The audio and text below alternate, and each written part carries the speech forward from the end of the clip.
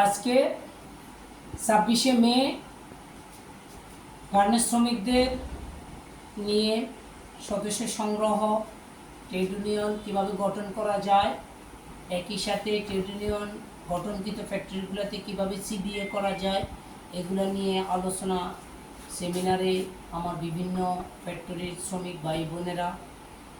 আসলে গার্মেন্টস সেক্টরে বর্তমান সময়ে খুবই বিশৃঙ্খলা অবস্থা আছে। কমপ্লেক্স ফ্যাক্টরিগুলোতেও শ্রমিকদের সাথে অসৎ আচরণ করা হইতেছে, গালাগালি করা হইতেছে, অনেক ফ্যাক্টরিতে গায়ে হাত দিতেছে। একই সাথে আমাদের এলাকায় আপনারা জেনে অবাক হবেন, বসুন্ধরা গার্মেন্টস গতকাল 25 তারিখ বেতন দেওয়ার কথা ছিল।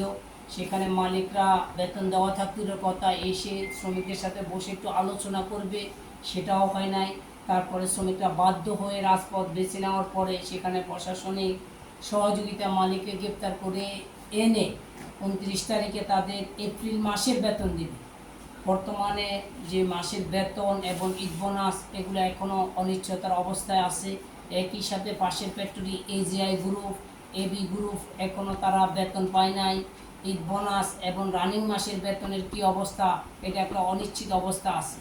আমরা বাংলাদেশ সরকার এবং শ্রম অধিদপ্তর, শ্রম কলকারখানা পরিদর্শন অধিদপ্তর সহ যারা এই শ্রমিকদের স্বার্থগুলা দেখেন, তাদের কাছে আকুল আবেদন করব যেন শ্রমিকরা সুন্দরভাবে ঈদ উদযাপন করতে পারে তাদের আত্মীয় স্বজনের সাথে।